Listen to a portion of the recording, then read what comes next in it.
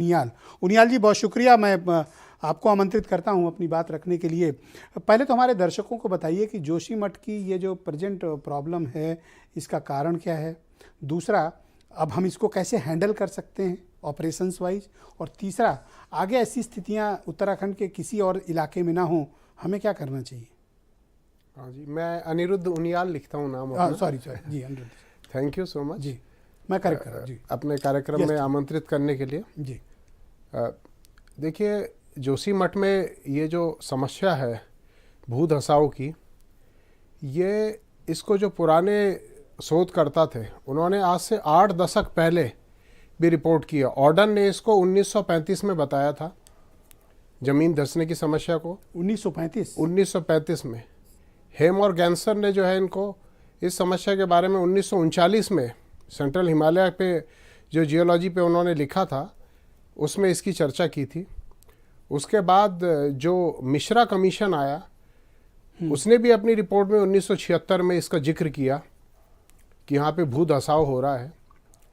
और उसके बाद कई शोधकर्ताओं ने इसके बारे में जानकारी दी। 2010 में भी एक शोध आया जो कि करंट साइंस में प्रकाशित हुआ जी, और उसमें भी इस बात का जिक्र किया गया कि जोशीमठ में एक डिज़ास्टर जो है it is looming at large.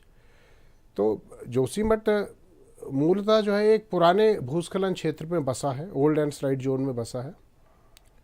और वहाँ पे जो बराबर भवन बन रहे हैं, बहुमंजिला भवन बन रहे हैं, 3 मंजिल 4 मंजिल, उससे बराबर उसकी ओवरलोडिंग हो रही है, हम उस पर भार बढ़ा रहे हैं।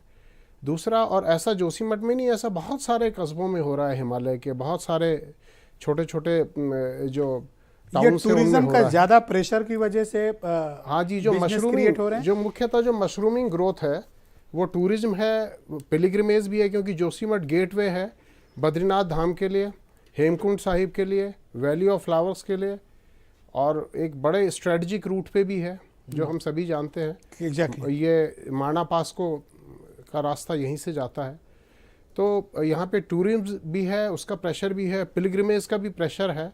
और इस वजह से जो ओवरलोडिंग कर रहे हैं हम ऐसे संवेदनशील, जब हम पॉलिसी बनाते हैं तो क्या हम इन बिंदुओं पर विचार करते हैं जिनका जिक्र आपने किया, या उनकी ओपिनियन को दरकिनार करके सेट पॉलिसी आगे बढ़, जिसको मैंने मैदानी सोच कहा, जिसको लेके बंसल जी थोड़ा अफेंड फील कर रहे हैं। एक्चुअली ये कई दशकों से होता जा रहा है कि जब यात्रा बढ़ रही है, टूरिज्म बढ़ रहा है, तो भवन बन रहे हैं, ओवरलोडिंग हो रही है। जब भवन बन रहे हैं तो जो ड्रेनेज है, प्राकृतिक जो ड्रेनेज है, उनको भी हम कई जगह नैरो कर रहे हैं, उनको भी संकुचित कर रहे हैं। एग्जैक्टली। और अगर आप देखेंगे तो बहुत सारे ड्रेनेजेस हैं कि जो कि पहाड़ी क्षेत्रों में, जिनमें कि पॉलीथीन का वेस्ट डाल के वो ब्लॉक ही हो गए हैं। कई ड्रेनेजेस इंक्रोचमेंट की वजह से ब्लॉक हो गए हैं। ये तो एक पहलू है। दूसरा ये है कि प्राकृतिक रूप से भी अगर हम देखें तो यहाँ से 2 बड़े मेजर थ्रस्ट भी गुजरते हैं इसके पास से। और अगर देखें तो भूवैज्ञानिक दृष्टि से भी ये बड़ा कमज़ोर इलाका है। तो एक ऐसा इलाका जो भूवैज्ञानिक दृष्टि से बड़ा कमज़ोर है, और या भूवैज्ञानिक बनावट की दृष्टि से, भूगर्भीय बनावट की दृष्टि से कमज़ोर है, उसमें ओवरलोडिंग हम करते जा रहे हैं। कुछ बड़े बड़े प्रोजेक्ट्स भी उसके आसपास चल रहे हैं, हाइड्रो इलेक्ट्रिक प्रोजेक्ट्स, जिनसे रिलेटेड जो कंस्ट्रक्शन है उनका भी असर है। तो आपका क्या मत है कि इधर निर्माण की गतिविधियों को बहुत नियंत्रित करने की आवश्यकता है? मुझे लगता है कि हमारे लिए सड़कें बनाना बहुत ज़रूरी है, और सामरिक दृष्टि से भी बहुत ज़रूरी है बनाना सड़कें। केवल टूरिज्म या पिलग्रिमेज ही नहीं, बल्कि सामरिक दृष्टि से भी बहुत ज़रूरी है। लेकिन उसके साथ साथ मैं समझता हूँ कि एक साम्य स्थापित करने की भी ज़रूरत है हमें। तो ये तो एक जियोलॉजिकल पर्सपेक्टिव था। अगर आपदा प्रबंधन का मैं पहलू देखूं तो आपदा प्रबंधन या डिज़ास्टर मैनेजमेंट पर्सपेक्टिव ये होता है कि सबसे पहले ह्यूमन लाइफ्स को हम बचाएं। अगर किसी भी आपदा की स्थिति में 0 कैजुअलिटी है, कोई भी ह्यूमन लाइफ का लॉस नहीं हुआ है, तो समझिए हमारा आपदा प्रबंधन बेहतर रहा है। तो मैं समझता हूँ उसकी तरफ काम हो रहा है, सबसे बड़ी ज़रूरत है। उसके बाद ये दरारें जो बढ़ती जा रही हैं, हाँ जी, ये रुकेंगी या फिर अभी गहरी होंगी, या अभी हम वो कल्पना कर रहे हैं जो मतलब ईश्वर न करे कि ऐसी स्थिति है? नहीं, ये धसाव तो होता ही रहेगा, बट ये मुझे लगता है कि स्लो फ्लोवेज है जो धीरे धीरे हो रहा है।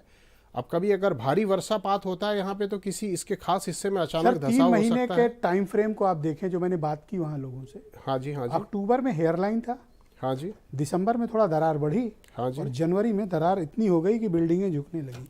ये विदिन 3 मंथ का स्पैन है टाइम का। ये किसी हिस्से में इलाकों में छोटे छोटे पे धसाव देखने को मिल सकते हैं, लेकिन अगर वहाँ कोई भूकंप आता है उस इलाके में निकट भविष्य में, तो या मुश्किल कभी ज़्यादा है। भारी वर्षापात की स्थिति होती है अभी 2023 के वर्षा ऋतु में, तो जी। ये बड़े पैमाने पे भी हो सकता है। शुक्रिया आपका। मैं परिचर्चा को आगे